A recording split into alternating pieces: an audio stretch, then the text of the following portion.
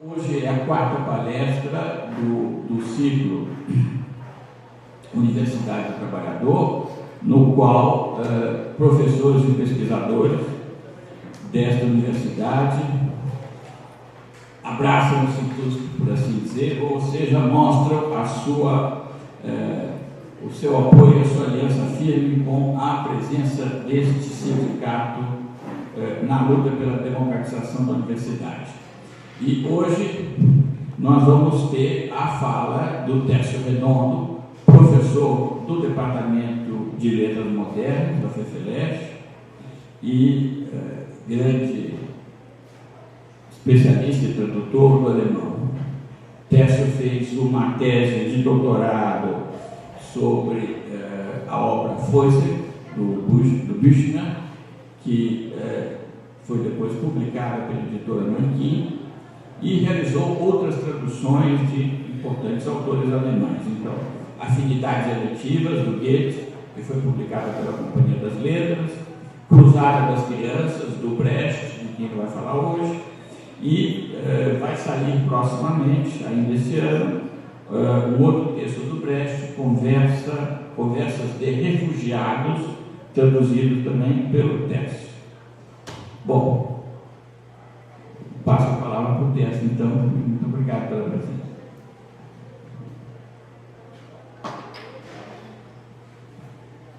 Obrigado, Luizito.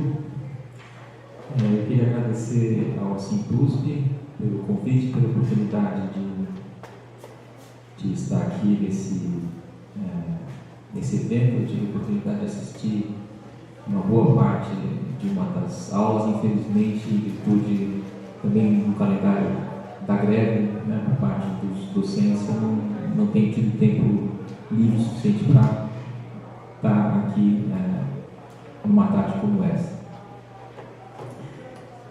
Eu vou falar, comentar, trazer para vocês um texto cujo título está exposto ali na tela agora, chamado 5 dificuldades ao escrever a verdade. É um texto que o Brecht, Brecht, para quem não conhece, foi um escritor alemão, escreveu muitas peças de teatro, fez também um pouco de cinema, foi poeta, um poeta de mão cheia, escreveu também romances e escreveu diversos textos que a gente poderia chamar de intervenção política. Esse é um deles. O Brecht, em 1933, quando os nazistas tomaram o poder na Alemanha, ele foi obrigado a se exilar, como inúmeras outras pessoas, milhares de escritores, intelectuais, trabalhadores, sobretudo comunistas ou social-democratas, para não falar dos judeus, que tiveram que sair às pressas da Alemanha. Só conseguiu voltar para a Alemanha em 1948, 15 anos depois.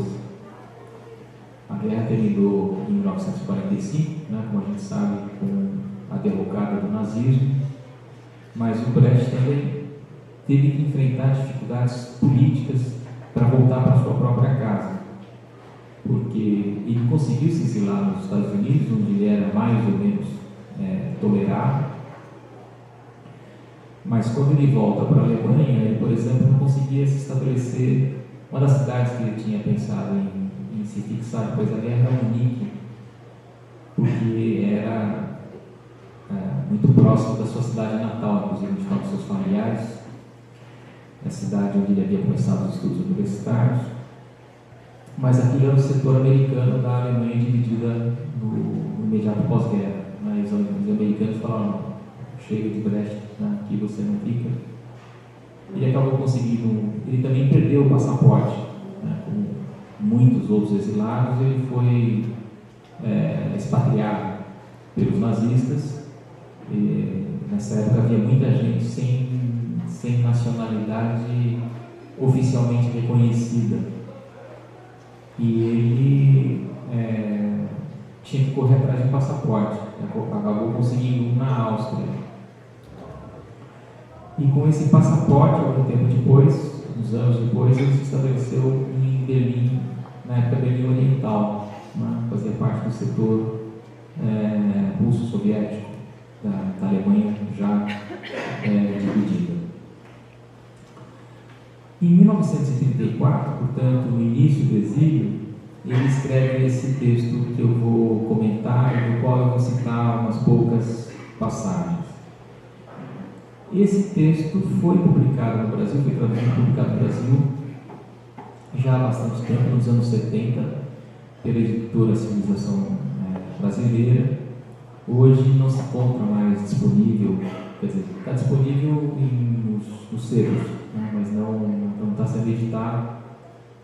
É um texto importantíssimo. Foi escrito, de certa maneira, sob encomenda.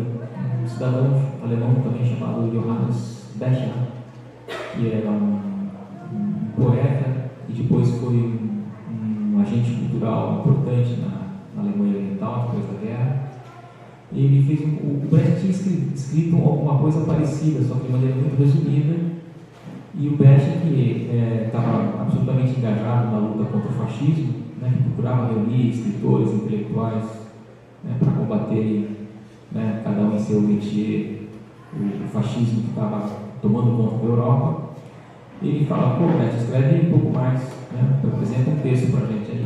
E ele então se debruça e faz esse texto dividido em 5 partes, né, em que ele vai comentar essas dificuldades do escritor, né, para falar sobre o fascismo. Eu trago esse texto hoje para vocês, né, a primeira vez que eu falo sobre ele, eu nunca escrevi sobre esse texto, porque eu identifico nele, digamos, a oportunidade, né, dado o momento político que nós vivemos na Universidade de São Paulo, em particular, mas no Brasil, para não dizer no mundo de uma maneira geral. Bom, a questão do Brecht aqui, mais uma vez, nesse período, é a luta contra o fascismo. Nós temos ouvido com muita frequência, muito mais frequência do que nós ouvíamos esse termo na esfera pública brasileira nos últimos 3 anos. Até 2013, se não estiver equivocado, o termo surgia aqui e ali, uma espécie de xingamento, né, endereçado a uma pessoa que, com uma postura conservadora, reacionária, né, identificada com a direita. De 2013 para cá, o termo tem sido usado e exclamado, né, por muitas vozes no espaço público. E não é à toa. É claro que o uso do termo, né, ele pode eventualmente se banalizar, né, começar a chamar qualquer um, né, que qualquer pessoa, por exemplo, que não me agrada por qualquer atitude e tal, você é um fascista. Né, então, numa briga de trânsito, você é um fascista. Né. Mas, tirando isso, eu tenho a impressão que o termo, né, com todos os cuidados que nós devemos ter quando empregamos uma palavra, né, que tem conotações tão fortes, tão expressivas e ao mesmo tempo tão circunstanciadas do ponto de vista histórico, ele de alguma maneira tem cabido, não é um termo que surge por acaso. Como também, por exemplo, o termo coxinha. O termo coxinha parece uma espécie de brincadeira, tá certo? Aquilo que não configura, digamos, uma categoria sociologicamente identificável, mas de alguma maneira o termo colou. E quando a gente se refere a essa figura, a gente está compartilhando uma certa imagem, uma certa identificação de um certo tipo social, cuja representação está sendo partilhada. A gente fala aquele coxinha, o interlocutor entende, né, aquilo que está sendo dito. Esse termo, muito provavelmente, ainda vai ser muito estudado, né? Imagino que já esteja sendo objeto de estudos, de investigação, porque é um termo que veio para ficar e vai marcar pelo menos essa nossa época mais atual. O termo fascista está sendo usado, eu estou procurando circunstanciá-lo um pouco nesse contexto, porque é um termo que vem do passado, um termo que está um pouco desusado e ele passa novamente a frequentar, tá certo? O ideário, né? O imaginário, né? De nós, né? Atores políticos. Isso dentro da universidade e fora dela. Bom, eu falo um pouco depois, um pouco mais, porque o termo vai comparecer aqui naquilo que o Brecht está dizendo.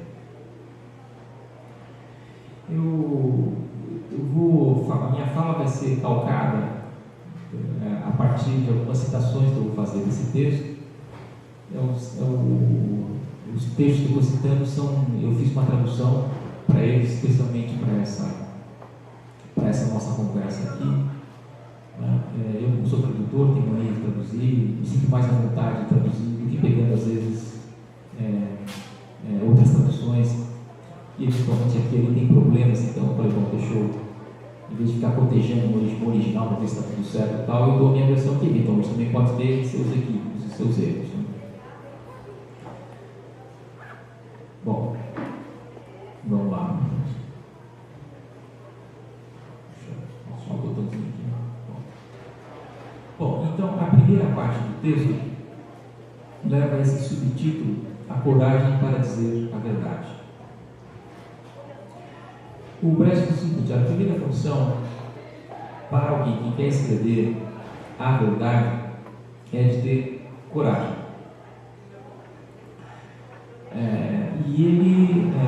O texto é relativamente longo, não tem como passar todo ele para vocês aqui.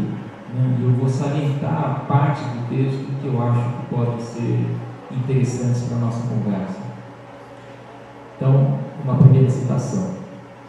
Dizer que os bons não foram vencidos por serem bons, mas por serem fracos, para isso é preciso coragem.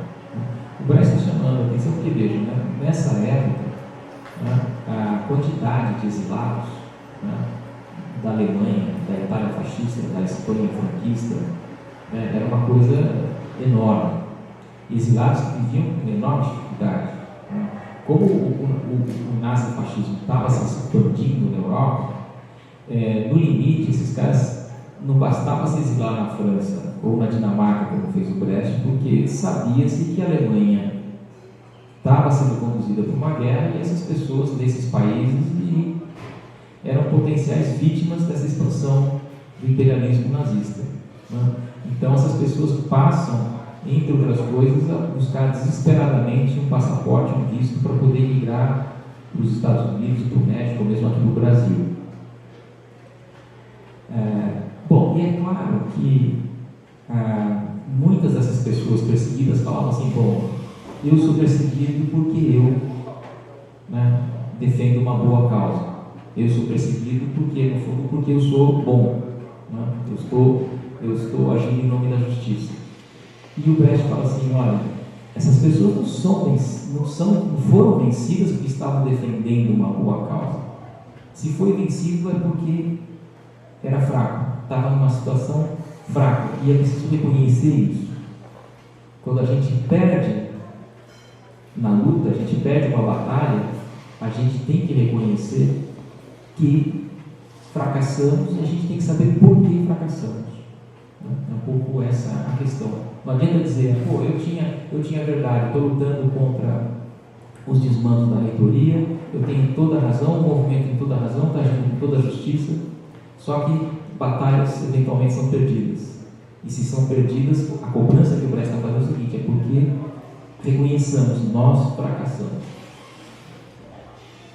O fracasso não é necessariamente individual, né? O convite é para que esse fracasso seja pensado também de maneira coletiva, evidentemente.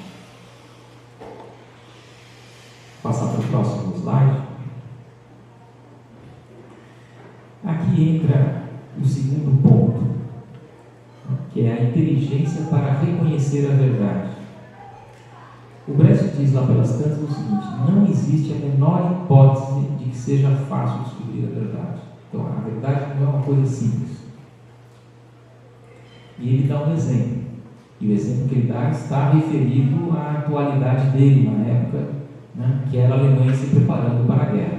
Ele diz: todos sabem que a guerra interna, travada com os meios mais terríveis, ou seja, a repressão interna na Alemanha contra os trabalhadores organizados, então, a todo momento pode se transformar essa guerra interna numa guerra externa, que provavelmente transformará esta parte do mundo, a Europa, num amontoado de escombros. Né? Então, os nazistas, que eles fazem? Eles promovem a guerra interna, fazer o cala-boca geral, né? Submeter a classe trabalhadora a esse cala-boca, tá certo? Se preparando depois para um segundo momento para transformar essa guerra numa guerra externa, que veio a ser a Segunda Guerra Mundial e que, de fato, tá certo? Transformou a Europa em escombros, todos nós sabemos.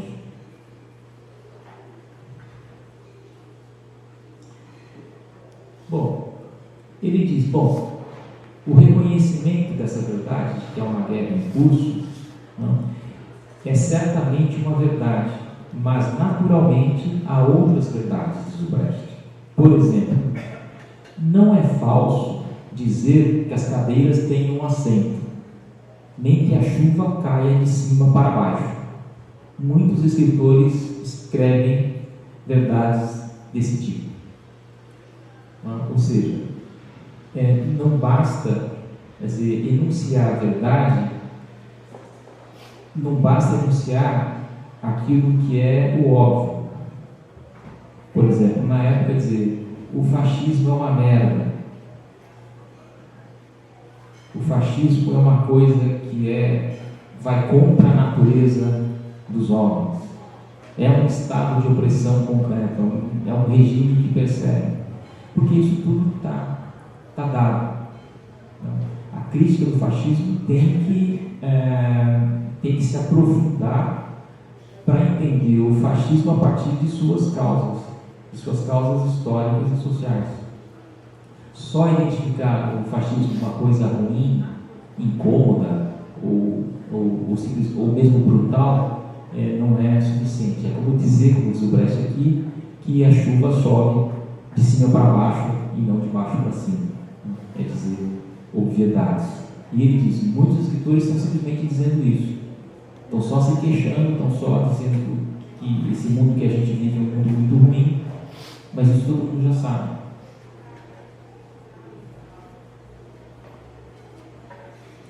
Ele vai falar ainda de um outro grupo de escritores, né, que se ocupam realmente com tarefas urgentíssimas. Não receem os poderosos nem a pobreza, mas não conseguem descobrir a verdade. Falta-lhes conhecimento. Estão cheios de velhas superstições, de afamados preconceitos, formados numa época remota. Então, aí o Brecht começa a entrar naquilo que é central para ele. Se nós temos que lutar, né, contra uma força, um regime de força, né, que tem os instrumentos já de controle social, que podem nos oprimir,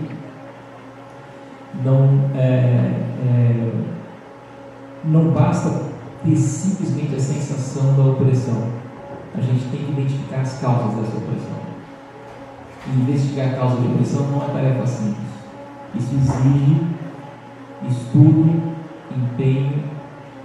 Quando o Brecht, abrindo um parênteses aqui, quando o Brecht se refere ao estudo, ele não está simplesmente se referindo à frequentação de um curso ou à leitura de livros, embora ele não desconsidere de nenhuma maneira essas duas coisas.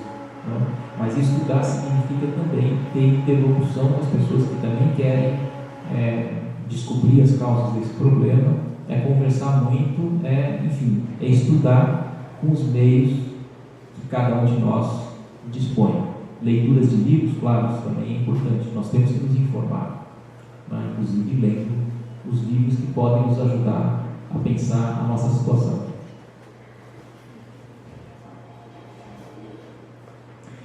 Então, ele diz que para esses escritores o mundo se torna uma coisa muito intricada. Né? Eles não conhecem os fatos e não enxergam as relações entre eles, entre esses fatos. Eles enxergam o fato meio bruto, né? Sem perceber as relações que se estabelecem entre esses fatos. Citando ainda, para todos aqueles que escrevem nos dias de hoje, é necessário o conhecimento da dialética materialista, da economia e da história. Resumidamente, é claro, eu acho que estender esses tópicos, né, por uma infinidade de outros tópicos, né, mas ele, de alguma maneira, privilegia esses três. Né, é dialética, é economia e é história, né, que para o Brecht são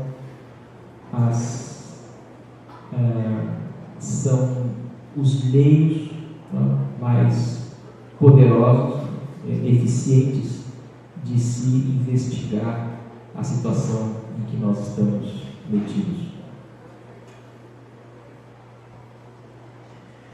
O terceiro tópico é a arte de tornar a verdade manejável como uma arma. E ele fala de uma verdade da qual não se extraem consequências ou apenas falsas consequências. E ele dá um exemplo.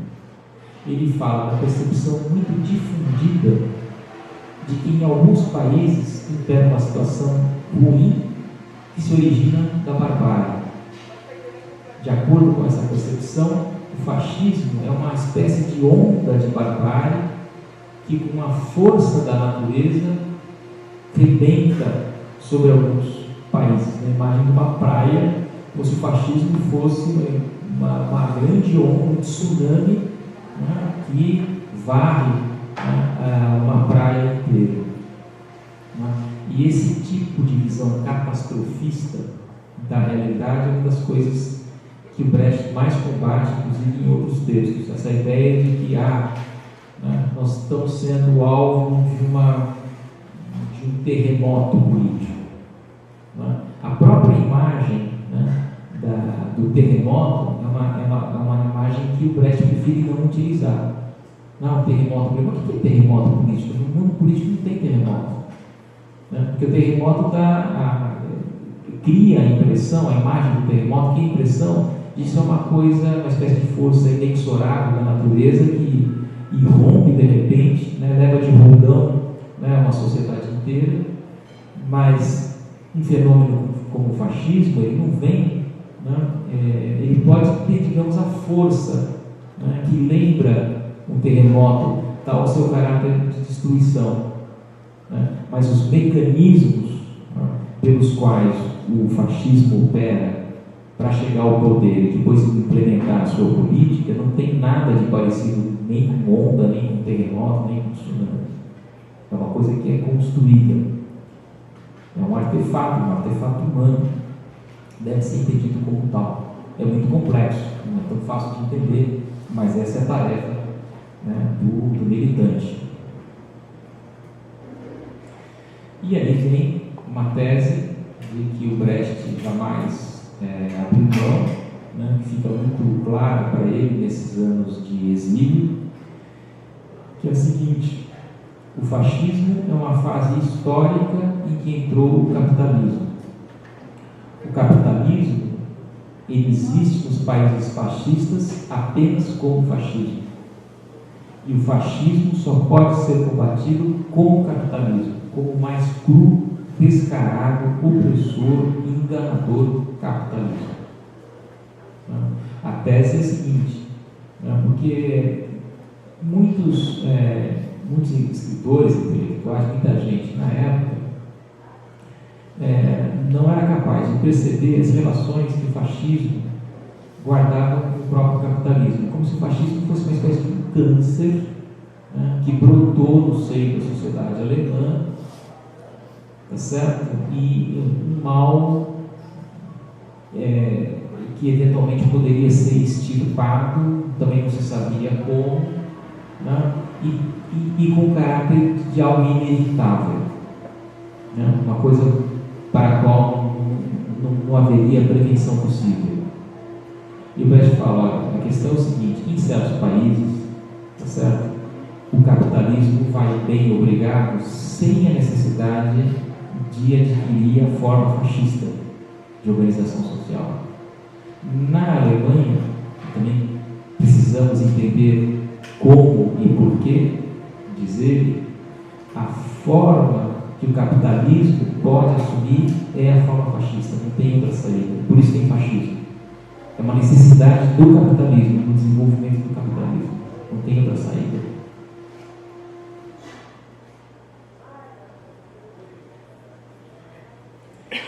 O quarto e penúltimo ponto é o discernimento para escolher aqueles em cujas mãos a verdade será efetiva. Aqui ele diz uma frase que eu considero notável, que ele diz o seguinte: a verdade não pode ser tão somente escrita, não se trata simplesmente de escrevê-la, ela deve ser toda ela escrita para alguém. Esse em itálico lá é um fio do próprio Brecht, salienta isso. Quando se escreve, você tem que ter o seu leitor claramente, o seu público leitor tem que estar claramente caracterizado. Você tem que saber para quem você está escrevendo. Não se escreve à toa. A imagem que ele usa para falar sobre isso é do escritor que acha que é, digamos, um escritor em abstrato. Ele escreve lá na casa dele, no escritório dele, escreve um livro, entrega para um editor, e o editor vai dar um jeito de publicar e distribuir nas livrarias e fazer vender o livro. Ele fala, assim, por escritor militante, não é disso que se trata, não existe isso. Você escreve em abstrato, você tem um público claro, você tem que ter o seu público-alvo. Então, ou seja, o Brecht ele faz questão que eu, dentro das minhas possibilidades, estou escrevendo para o meu público. Quem que é o meu público? São os trabalhadores alemães. E trabalhadores alemães vivendo uma circunstância muito difícil, que são os trabalhadores que estão lá na Alemanha sofrendo todo o estado de opressão.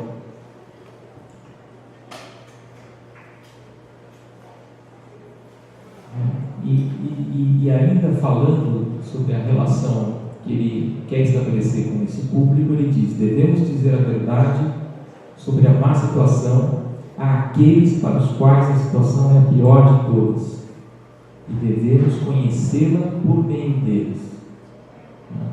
Aí tem um dado a mais, quer dizer, você tem esse público-alvo, tem que estar muito claro para quem está escrevendo, mas você escreve por meio deles, a partir da experiência deles. O que não é pouca coisa, a tarefa é difícil. Não é lá o Brecht lá com as ideias, com as fantasias dele como escritor que começa a escrever. Ele tem que ter como matéria para escrever os seus textos essa experiência, uma experiência alheia. Essa experiência tem que estar de uma maneira refletida na sua obra, porque a sua obra deve ser, digamos, o fruto imediato dessa experiência. Prosseguindo, até mesmo os carrascos são acessíveis quando o pagamento pelas execuções já não se efetua, ou quando a tarefa se torna muito perigosa. Então, por quê? Porque ele sabe que uma parte dos trabalhadores alemães, no final das contas, acabou sendo cooptada pelo regime nazista. Senão esse regime não se sustentaria.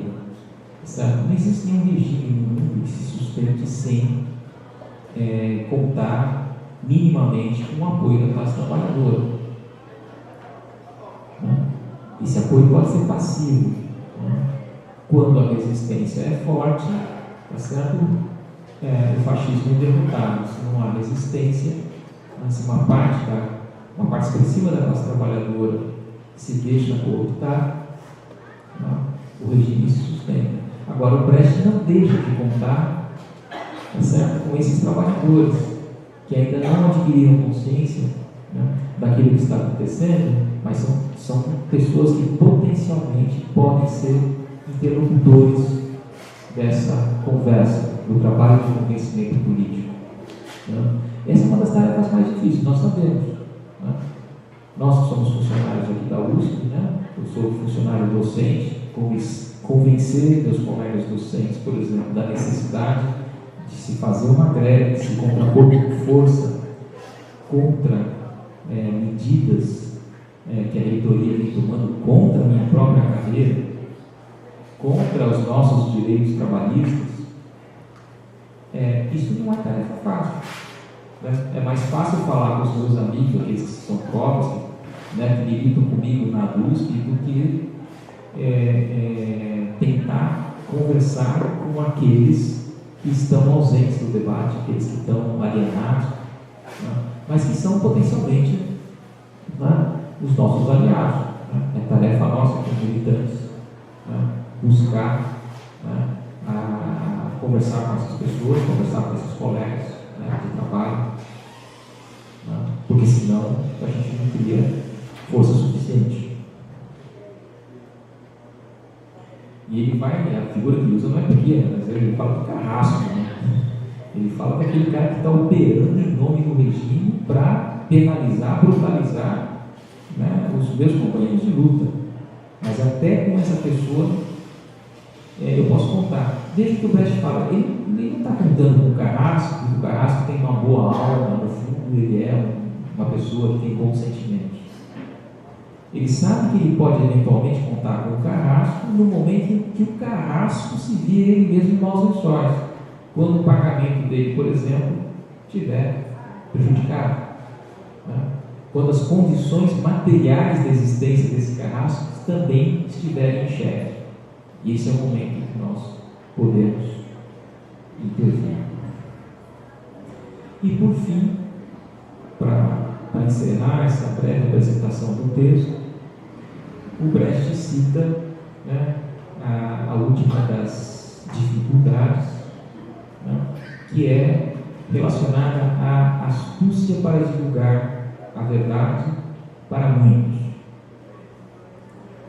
E ele diz: em todas as épocas utilizou-se de astúcia para a divulgação da verdade, quando ela, a verdade, foi reprimida e ocultada. E ele cita aí, ele vai citar, eu não teria condições nem tempo de citar inúmeros escritores, poetas, assim, algumas figuras inclusive inimagináveis, assim, a gente fala assim, mas o Brecht está dialogando com esse cara, ele retorna ao passado, ele cita Swift, cita Voltaire, cita Montesquieu, cita um monte de gente, e mostra como esses escritores em diferentes épocas foram achando cada um, né, os seus instrumentos de trabalho para poder escrever um texto que pudesse passar, por exemplo, pela censura.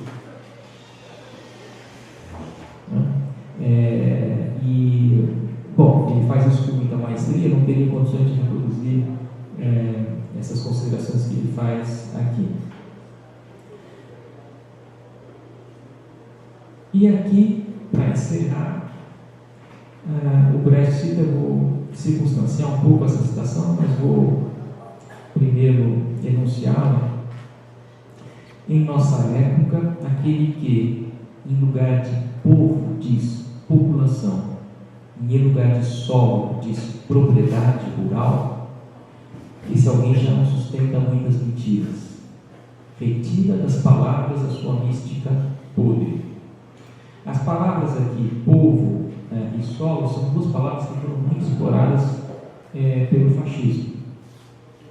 Então, aquilo que era, digamos, aquilo que na concepção, na ideologia nazista da Liga, né, para a nacionalidade alemã, é a ideia de solo alemão, né, o vínculo com esse solo sagrado, tal, da Alemanha, da pátria-mãe, e a ideia de povo, a palavra Volk em alemão, que foi muito explorada por nós. Nós somos o povo, e esse povo, claro, todos nós sabemos, é constituído a partir de uma matriz genética, digamos assim, que o constituía como raça, a raça ariana.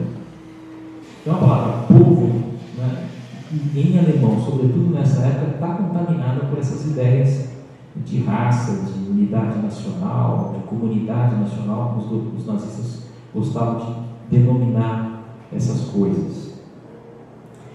Aí o Brecht fala, então, em vez de a gente falar de povo, vamos falar de população. que é o termo, tá certo, que se desvincula dessas ideias. Né? Bem como, eu não vou falar de solo, eu vou falar de propriedade rural, porque é disso que se trata. Não é o lavrador, a eterna figura do camponês, o lavrador que ama o solo, que o lavra, né?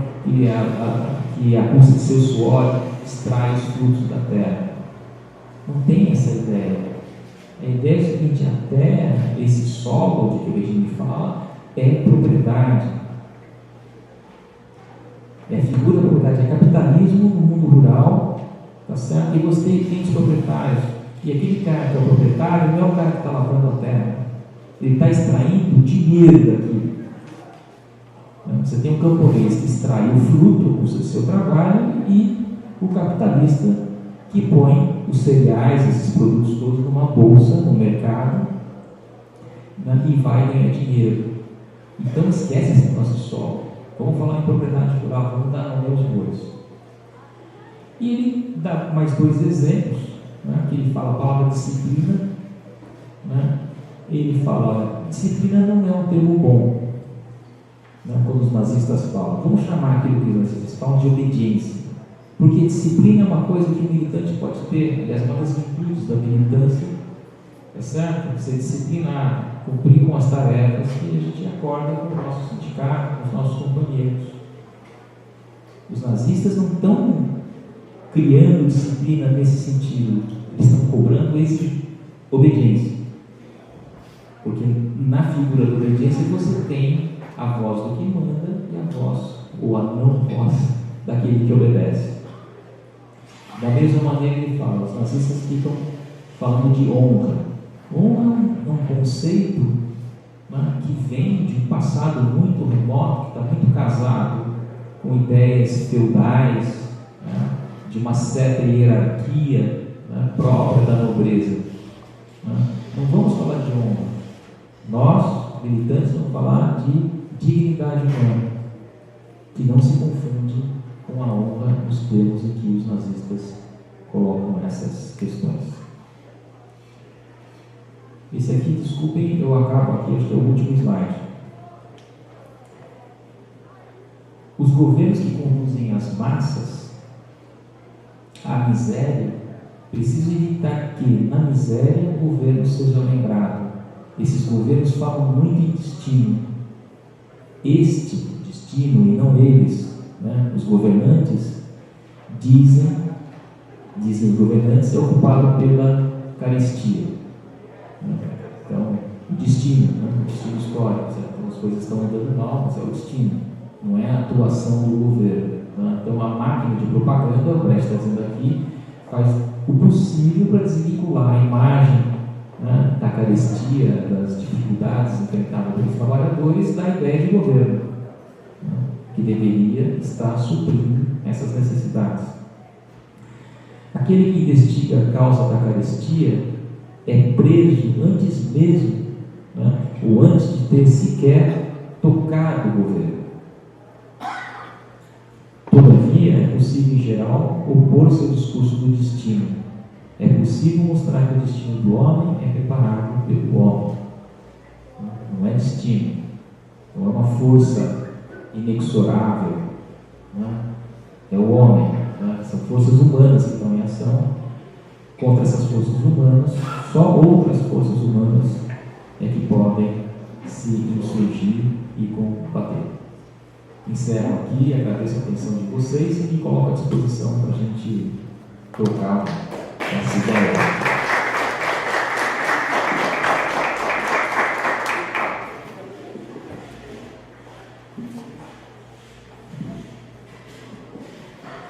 Bom, passamos então ao momento do debate, estamos abertos às questões. Alguém quer intervir?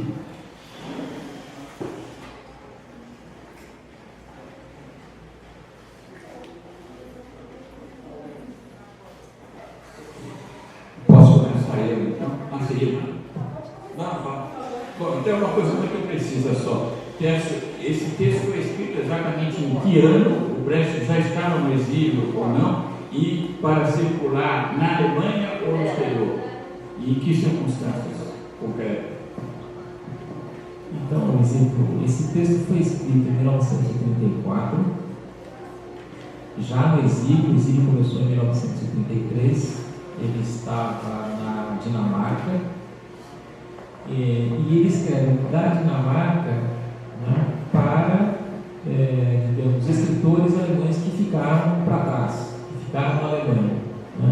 Os escritores alemães que enfrentavam uma espécie de exílio interno, né, que por um motivo ou por outro não conseguiram deixar a Alemanha, né, e estão no combate, né, e é a essas pessoas que ele está se dirigindo. Claro, não só os escritores que estão na Alemanha, mas também os escritores que já também estão fora. Claro que eles também são destinatários dessa intervenção do Brecht.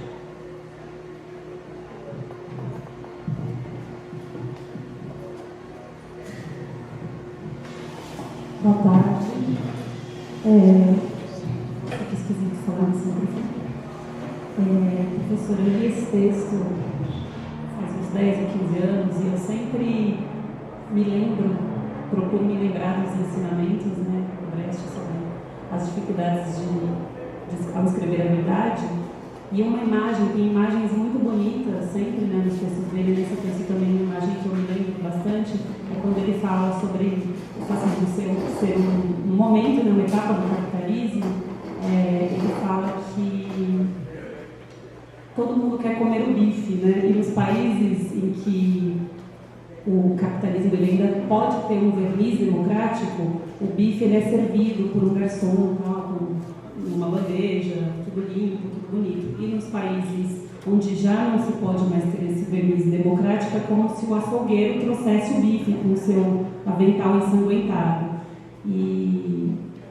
E essa é uma imagem, eu não me lembro se é exatamente assim, mas essa imagem para mim ela diz muito, né, sobre essa relação que não pode ser negada, né, do capitalismo com o fascismo. Então, e da fachada democrática que os países que deram algumas concessões e conseguem continuar mantendo essas concessões à custa de outros, né, da exploração de outros países, eles continuam fingindo que não, que eles não têm nada a ver com aquela barbárie, nada a ver com aquele avental ensanguentado do açougueiro. Eu acho que hoje, o dia de hoje para a nossa greve foi um dia que a gente podia fazer muitas reflexões a partir desse texto também. Então, a nossa assembleia dessa manhã, ela foi uma assembleia muito difícil, porque por diversas vezes a direção do nosso sindicato convidou professores aqui de direito, o professor Souto-Maior, para ensinar para a gente, explicar para a gente por que a gente não pode confiar na justiça burguesa, por que a gente não pode apostar na judicialização da greve, por exemplo, né? Muitos trabalhadores levantam essa questão a partir de 2014, quando a justiça mandou pagar os nossos salários. Então, os trabalhadores, eles criam ilusões a respeito da justiça, e o sindicato ele sempre fez um esforço de desmistificar isso, dizer não podemos, quem tem a força para arrancar as conquistas somos nós, a gente não pode depender da justiça burguesa. E hoje a diretoria do sindicato defendeu na Assembleia a judicialização caso não haja negociação. E foi muito complicado, né, porque a base aprendeu nas diversas situações e foi contra, e falou, teve muitas intervenções. Eu acho que foi um momento muito interessante para a gente pensar nisso, da coragem que a gente tem que ter para dizer a verdade. E a verdade é que nós estamos fracos, né? Então, hoje foi esse momento em que a gente teve que reconhecer que a gente não está sendo derrotado porque nós somos bons e estamos certos, mas que a gente está sendo derrotado porque em diversas unidades, a gente tem meio, 30 unidades em greve, mas as pessoas não estão comparecendo a todos os atos, a coisa não está indo, né? Agora, entra férias, os estudantes férias, a USP sinalizando a saída da greve agora no mês de julho, então a gente teve que reconhecer isso. E, então, a gente teve primeiro sobre as condições, né, objetivas da greve, e agora essa dificuldade também de reconhecer a verdade, ela está em você falar não só sobre aquelas unidades que estão com muitos lutadores engajados, que tem muitas unidades que estão em greve, mas fazer um apontamento do contexto, né? Observar toda a situação, né, de todas as universidades, de todas as unidades, reconhecer e aí ver que essa é a saída e escutar aqueles trabalhadores, que é também um dos ensinamentos desse texto, que estão numa situação que é a situação do corte de ponto, em que eles estão dizendo que não vão mais aguentar. Então, a gente também hoje, na nossa Assembleia, a gente teve a oportunidade de falar que estamos na pior situação para esses trabalhadores e dizer para eles, olha, não tivemos condições de reverter o corte de ponto, fizemos um trancaço da universidade de meio-dia, né? Terminamos o trancaço ao meio-dia, o maior trancaço que já teve, não revertemos, fizemos o que foi possível e depois também de escutar esses trabalhadores dizendo para a gente que, sendo assim, mais um mês de corte de salário eles não aguentam. Então, eu tenho feito muitas relações desses ensinamentos do Brecht com os ensinamentos aqui da nossa greve e queria compartilhar isso com vocês.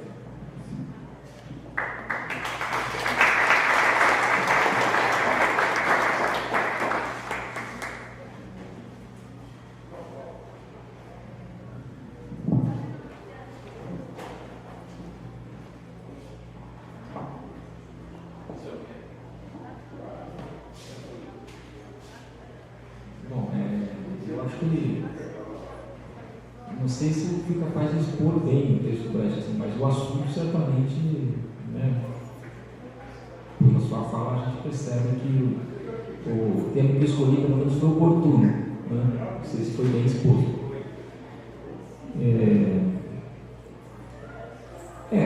De fato, nós enfrentamos tempos duríssimos. O convite que o Brecht nos faz é um convite duro também, porque o convite é que nós tenhamos, assim, digamos, toda a objetividade possível do mundo que nós, como ele diz nos seus poemas, ele fala assim, não diga que o mundo está ruim. O mundo não está ruim, ele está simplesmente cheio. Ele está falando aí no mundo de trabalhadores desempregados, um regime de recessão muito acentuado depois da crise de 29, né, com a quebra da Bolsa em Nova York, e capitalismo com uma crise globalizada e que penaliza a Alemanha de maneira particular. Ele diz também nesse mesmo poema, ele fala, não apanhe um machado, apanhe um copo d'água. Esfria a cabeça. Porque, claro, nós somos feitos de carne e osso, certo? Nós não temos sangue de barata, ninguém tem sangue de barata, eu pelo menos não tenho.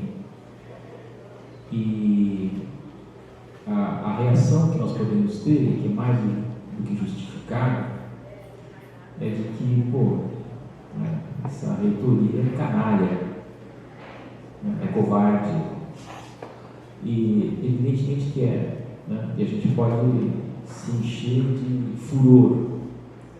Eu acho isso perfeitamente natural, mas se a gente ficar só com o furor, nós estamos ferrados, né? Porque é justamente nesse momento, é o momento em que a militância é mais exigida, em que você tem que analisar com um mínimo de frieza e objetividade a situação. E essa objetividade, isso a gente também identifica nos escritos do Brecht, é uma objetividade que jamais pode ser alcançada individualmente. Nenhum de nós, né? Nem que seja um gênio da política, pode estabelecer uma relação de objetividade com os fatos, com a realidade concreta, se não o fizer no seio da coletividade. Não tem como.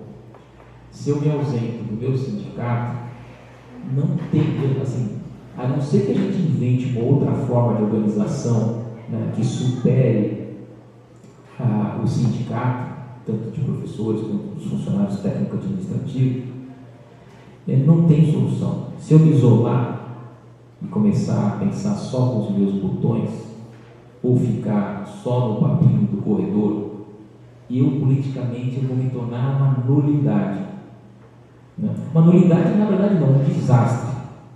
Né? Se fosse uma nulidade, pelo menos eu não ia atrapalhar o movimento. Né? Na verdade, eu vou tornar um empecilho muito sério para o movimento. Então, isso eu acho um pouco é o ponto de vista que o Prestes está defendendo nesse e noutros textos.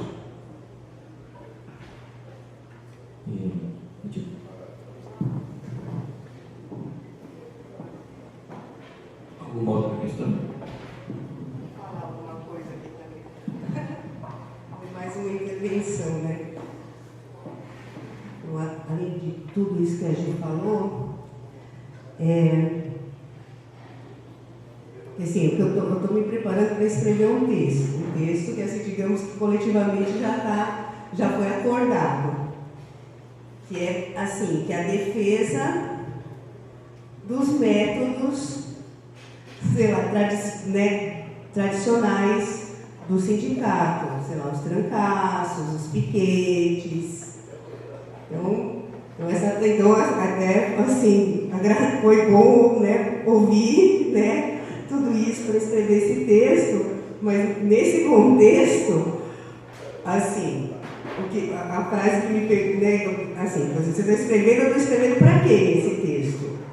Então, eu estou escrevendo para todos os que, até o último momento, entenderem que o lado correto da luta é o nosso, né? Que é dos trabalhadores em greve, dos professores ainda em greve, dos estudantes ainda em greve.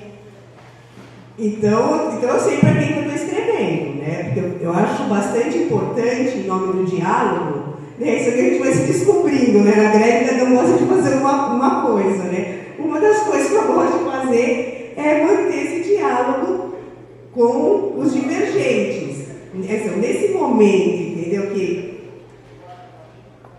assim, que a gente vem sendo atacado mesmo, né? Porque você falou assim, que o termo fascista a gente tem ouvido cada vez mais. E é verdade isso, né? Eu acho assim que a primeira greve que a gente tem, assim, alunos organizados para desmontar piquetes, para impedir trancaços, né? Tudo isso. Então, assim, infelizmente eu estou bastante pessimista, né? Eu acho que também falar aí da Alemanha nesse período aí, né, de ascenso fascista, infelizmente é oportuno também, né? Que a gente tem que estar assim, atento, né, à conjuntura nacional e às diversas formas de fascismo, né? Eu sempre falei fascismo. Né, de regimes, né, a gente não sabe, né, a sociedade está ficando cada vez mais polarizada, mas é isso. Eu pensei também que, apesar de eu saber para quem eu estou escrevendo, o que dificulta é eu saber que, assim, a partir do momento que esse texto é publicado, por mais que ele seja em nome de um coletivo, né, a Assembleia dos Trabalhadores, os trabalhadores em greve, assim, exatamente, a justiça burguesa está ali, então você não pode escorregar, né? Você tem que ir muito, você tem meio que um poder controlador ali. Então, eu só penso com essa a reflexão que eu fiz, né? Você está escrevendo para alguém, mas que tem ali um poder controlador. É isso.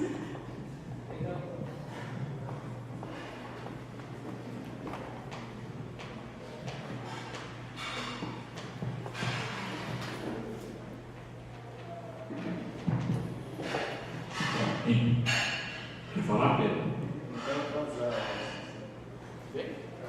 Eu achei que estava terminando. Não. Achei que queria atrasar. Bom, só queria perguntar para o Técio uma questão que eu lembrei de um outro texto do Brecht, que é menos um texto, mas um que ele chama de método de restabelecimento da verdade, em que ele pega discursos do fascismo, discursos do Goering anunciando medidas filantrópicas no Natal, por exemplo, e ele põe numa coluna o texto do Goering, o discurso, e na outra ele vai traduzindo a verdade que está por trás do texto e desmascarando esse texto. Quer dizer, se isso também não seria um aspecto complementar de como dizer a verdade, também isso implica desmascarar as inverdades do discurso das classes dominantes, no caso dos nazistas na Alemanha. Eu, enfim, lembrei do Antônio Cândido, quando ele disse que é preciso combater todo e qualquer pensamento reacionário assim que ele aparece.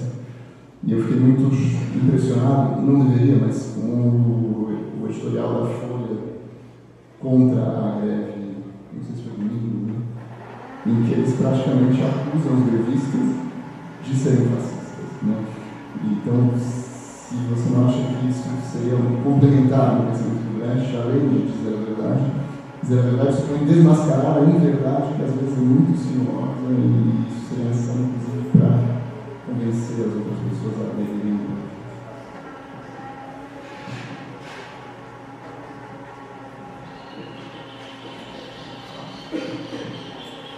Não, esse texto do Brecht acho que é bem lembrado, né? Você citou um texto, esse cotejo, né?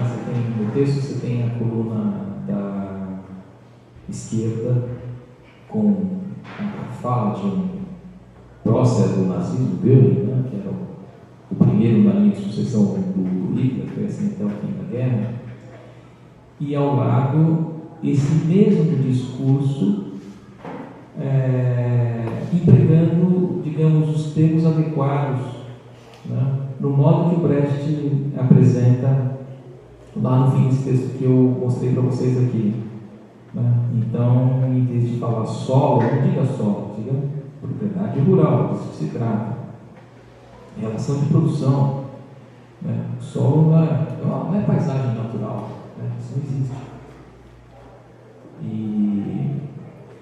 Eu estou totalmente de acordo com isso, né? É também tarefa nossa desconstruir, como você disse, o discurso da mentira. O discurso da mentira é um discurso cheio de contradições. Nossa tarefa é identificar as contradições e apontá-las. Né? Se a Folha de São Paulo chega e fala, né, que nós, os grevistas, somos truculentos, que usamos de meios violentos para impedir o sagrado direito de ir e vir das pessoas, né, que fazem fracassos, piquetes, não sei o que lá, né? Ela diz isso, mas ela diz isso de maneira totalmente abstrata. Por quê? No caso da minha unidade, que é a FEFELESH, houve um piquete de funcionários. A Folha fala como se esse piquete tivesse brotado do nada, de uma vontade arbitrária, meio descabelada, de um bando de esquerdistas que resolveu afrontar a direção. O que ela oculta é que o gesto do piquete foi originado por uma ameaça concreta de corte de ponta.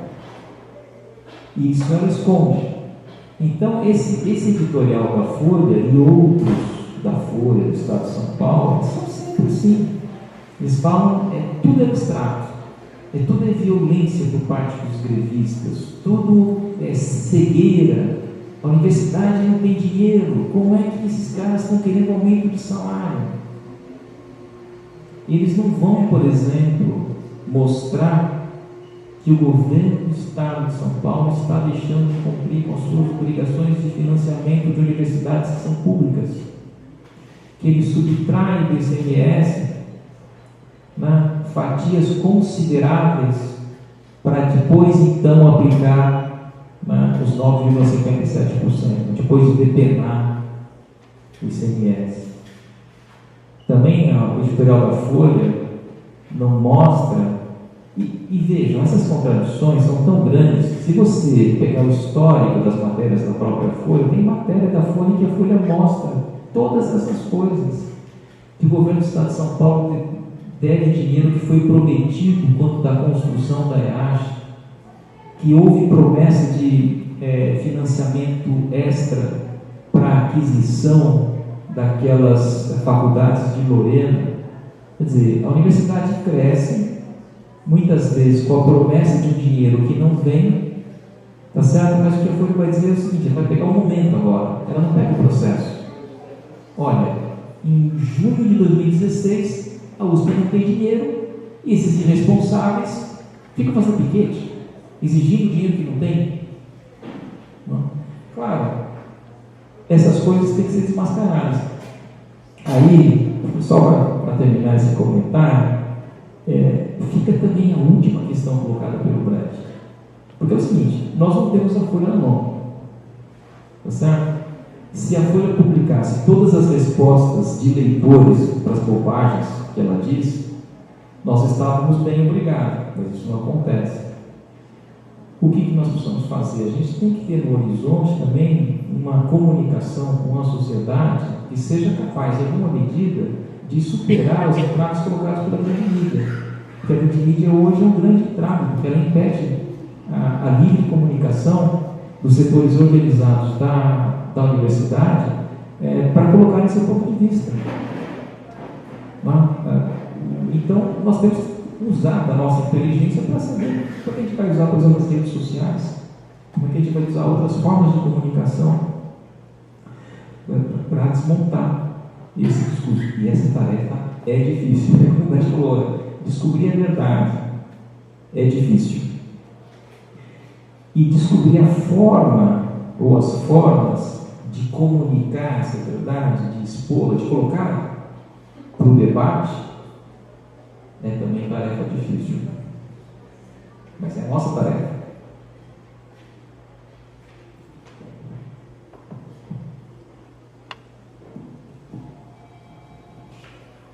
Eu tenho uma pergunta, então.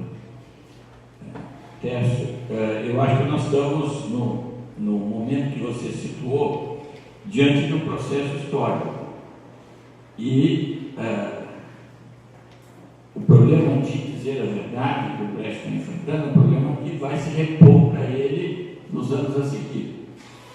Acho que com dificuldade crescente ele vai continuar tentando. Bom, no momento que você situou, ele está enfrentando o discurso do nazismo, que é um discurso evidentemente outro, onde evidentemente há dificuldades também próprias à apresentação da verdade para um público desinformado, para o liberal, etc., para mostrar qual é a verdadeira posição do nazismo. Só que o problema vai se complicar porque em 1934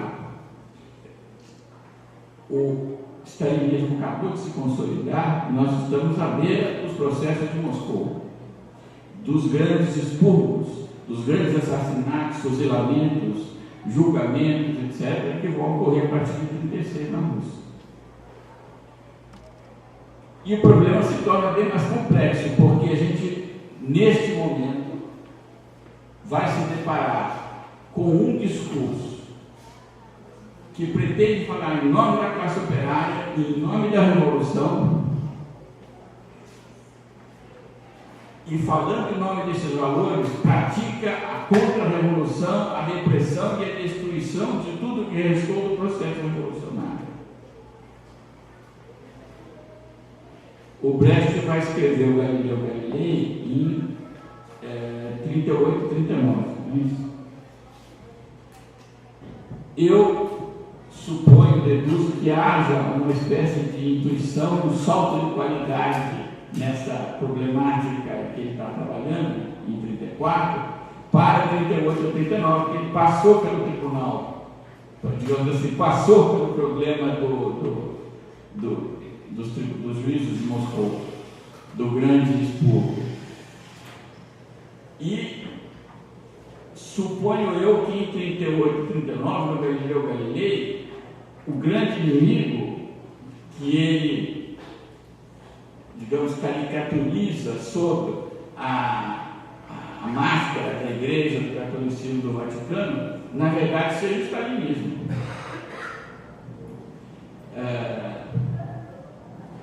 A aquele discurso, é o momento em que o Lukács está pregando o retorno ao humanismo, né? E ele vai então escolher como o principal alvo no Galileu Galilei aqueles que propõem a reprodução do humanismo, que são os católicos, né? Também não são poucos os interlocutores dentro do Vaticano que tentam seduzir, cooptar, trazê-lo para a posição para as posições do poder da instituição da igreja ou do partido, né? E eu acho que esse é o grande movimento que ele está tentando analisar no Galileu Galilei, né?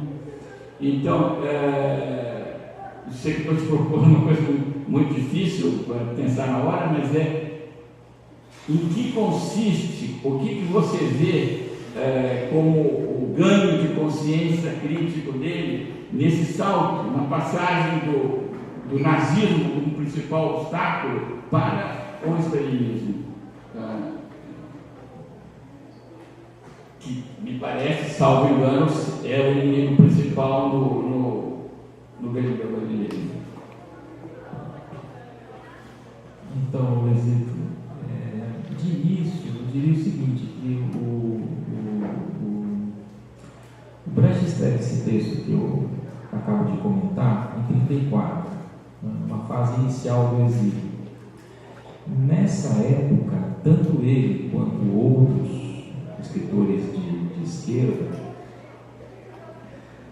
ainda acreditavam, né, numa possibilidade de derrocar do nazismo em virtude de suas próprias contradições, né? Muitos achavam que o nazismo era um regime tão ideologicamente tão amalucado, né? E as contradições que ele estava gerando internamente eram de tal monta, né, que havia possibilidade de ser derrotado, né? Por isso o esforço do Brecht nesse tempo é escrever textos, poemas, textos de prosa, mesmo o teatro que era possível ainda, endereçado ainda para esse público de trabalhadores alemães que seriam a vanguarda dessa luta para a derrubada do nazismo. Em 38, 39, né, digamos, essa esperança já se esvaía. E o nazismo que se via tinha vindo para ficar, né, pelo menos, né, até iniciar uma guerra. Isso também estava claro que o nazismo tinha vindo para uma nova guerra imperialista, um pouco nos moldes daquilo que tinha sido a Primeira Guerra Mundial, a guerra de conquistas, né? Avassalar outros povos, ampliar os mercados e tudo mais. Então a tarefa muda, né? A perspectiva muda. O Galileu Galilei, escrito nessa época, né, toda a possibilidade de uma derrocada do nazismo em um prazo curto já não está mais no horizonte. E eu acho que você disse, Luizito, com muito acerto, né, que o Galileu também é fruto, né, dessa reorganização do pensamento do Brecht, tendo em vista, né, essa passagem absolutamente traumática, não só para o Brecht, mas para toda a esquerda, né, daquilo que nós estamos chamando aqui os processos de Moscou, né, a trucidação, né, o genocídio interno, né, do melhor daquilo que tinha restado da esquerda, que já fazia oposição ao regime que tinha se stalinizado e se cristalizado nesse momento, a partir de 34, 35.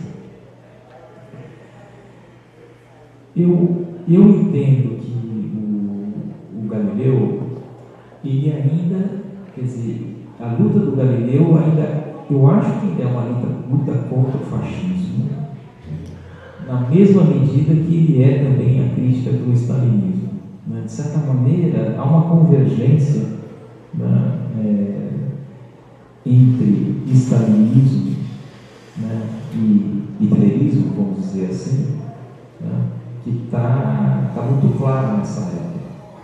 O Brecht é um cara que, veja, Ele é um escritor de esquerda, talvez um dos maiores escritores de esquerda da época, né? O maior talvez. Como vários outros escritores, ele poderia tranquilamente ter pedido exílio em Moscou. Se tivesse pedido exílio em Moscou, pelo menos inicialmente, ele teria mais amparo.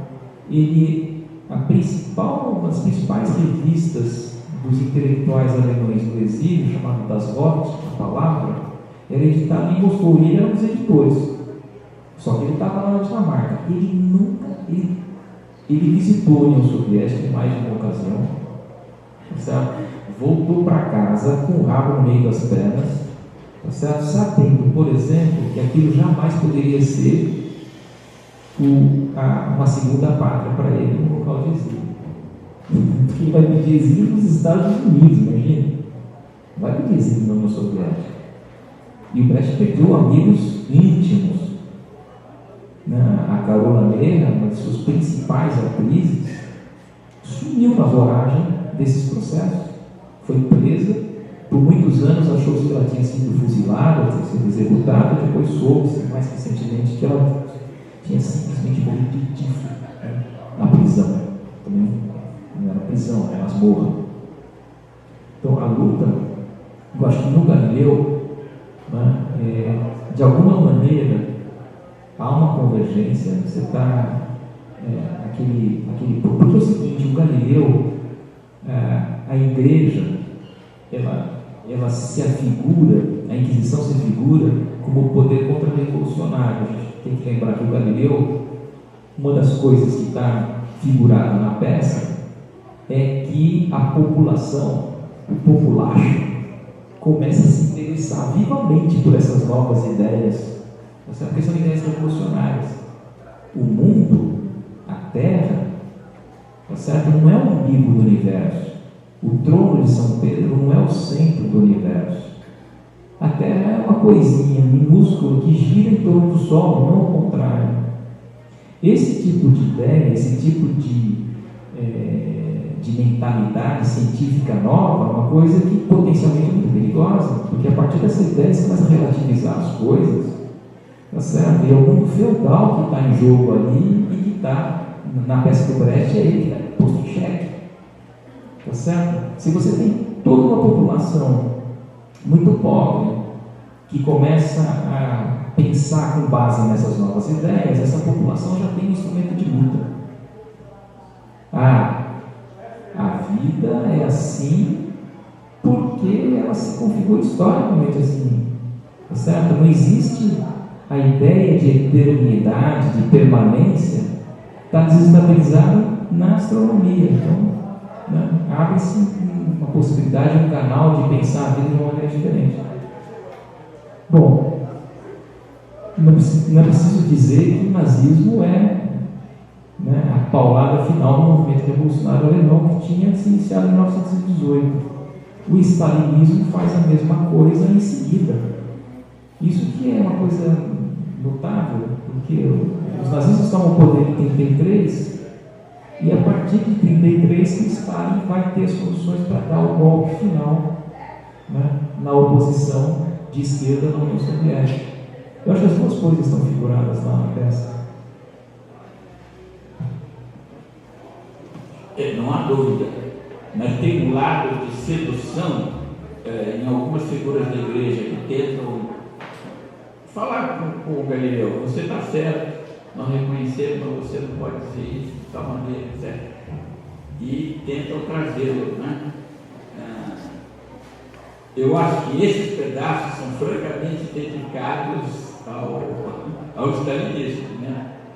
E a partir. E dão conta de uma dificuldade especial. O que fazer com um discurso aparentemente correto, em nome dos valores que a gente define, etc. Quando, na verdade, é perversamente contrário, né? E é montado em cima de uma perversão de dizer o contrário do que está acontecendo. O Betinho está se referindo aqui, em particular, a algumas passagens que tem os sábios, né? Porque veja, a Igreja Católica já naquela época tinha a sua academia de ciências. O Papa que estava subindo ao trono de São Pedro, era um Papa que ele mesmo era meio cientista, amigo pessoal do Galileu, mas esse Papa admirava as teorias do Galileu. Né? E o que a Inquisição fala para o Galileu? Fala, Galileu, é o seguinte: você pode fazer tranquilamente todos os cálculos matemáticos, você tem toda a liberdade, você tem todo o nosso apreço e tal. Você pode fazer todo o cálculo, toda a pesquisa que você quiser. Você só não pode extrair desses cálculos, certo? A ideia, né, de que o mundo seja uma outra coisa que não a doutrina sustentada pela Igreja. Esse é o problema. Você pode pesquisar à vontade. Nós te damos a melhor biblioteca do mundo, todas as condições financeiras, o nosso apreço, os nossos elogios, o que você quiser. Só não pode fazer essa pequena ponte entre a pesquisa e a realidade social, né? A realidade dos astros mesmo. Isso. E esse é o ponto. Esse é o ponto. Acho que ele tem toda a razão quando eu chego, porque de muitos intelectuais e de muitos pensadores marxistas, isso foi exigido, foi cobrado, né, que se pensasse a revolução um pouco desse ponto de vista. Podemos fazer todos os cálculos, pensar toda a realidade, digamos, brasileira, né, para falar da nossa realidade, né, o Partido Comunista do Brasil, tudo. Só não pode querer agora fazer a revolução autonomamente, a sua moda e tal, não. Né? Tem o comitê, você tem as instâncias, né, que podem e devem, né, determinar os rumos da luta. Então você pode pensar, você pode fazer o que você quiser, você só não pode fazer o mínimo. Alguém tem questão a mais?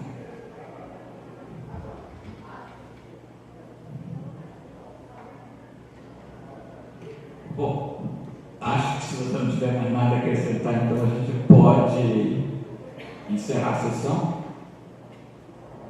Na semana que vem vamos ter o Boris Vagasti falando sobre a aspirina. Eu só queria mais uma vez agradecer ao Simpusp pela oportunidade de discutir. Eu honestamente, assim, eu sou esse tipo de material, eu também trabalho em sala de aula, né? E a questão é que raramente a gente tem esse tipo de interlocução, né, de pessoas que estão trazendo, digamos, situações muito concretas, relacionando, né, esses textos que a gente trabalha com a nossa vida, com a nossa militância. Né? Então, para mim, aqui, de fato, é um espaço privilegiado desse ponto de vista. Eu queria dar os parabéns aos organizadores aqui da Unitrab, ao Simpusp, e agradecer a presença de todos vocês.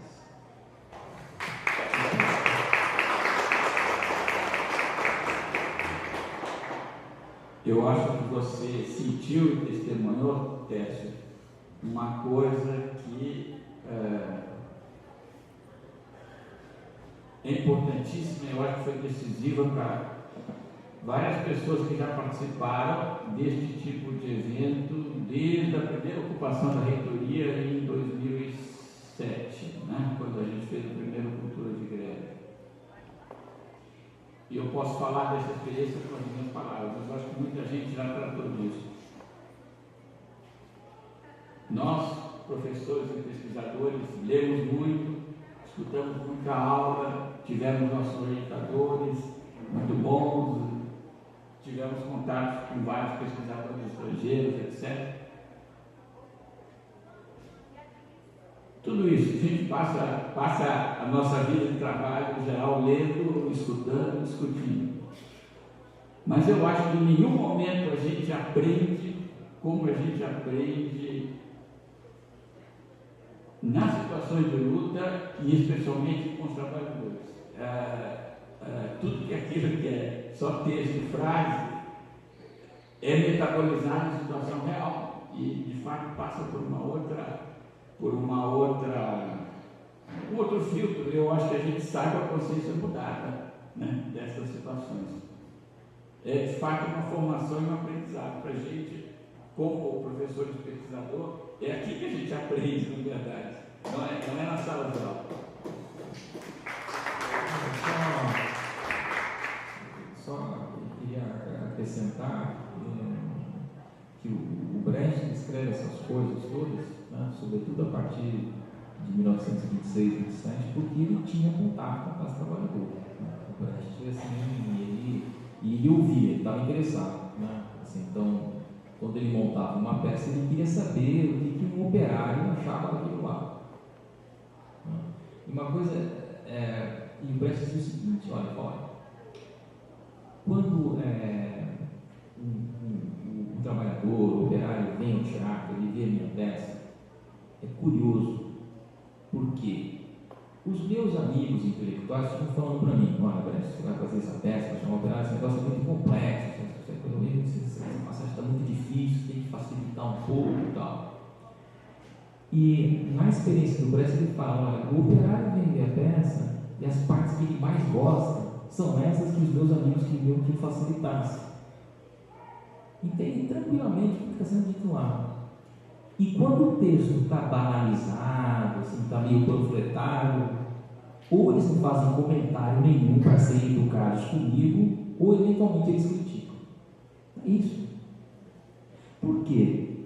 Porque o texto, tá certo, está abrindo espaço para esse tipo de percepção, interlocução, tá certo? E você tem trabalhador militante que também, tá certo, está compreendendo perfeitamente aquilo que está em jogo ali. Só para complementar esse detalhe do Brecht. O Alexandre vai falar. Não, eu queria até sobre esse tema que você colocou, sobre o teatro, né? A gente... Fala aqui que está filmando. Bacana.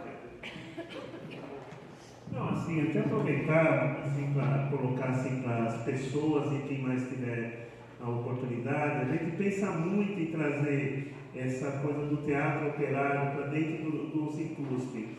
Eu pessoalmente já tive uma experiência alguns anos atrás, muitos anos atrás, nos anos 80, sobre a questão do teatro, movimentos, a coisa toda. Eu acho que surge, até citando essa coisa toda, que nós podemos e devemos fazer esse trabalho aqui no Simpusp também, trazer essa forma de criar arte, de ver a arte e ver o movimento das coisas a partir do próprio teatro que o Bertolt Brecht fez. Eu acho que a gente tem essa oportunidade. Nós temos o Menino Marcos, tem diversas pessoas que poderiam estar. A gente está ligando esses atores e autores aqui no nosso Simpusp também. Não vai faltar oportunidade, acho.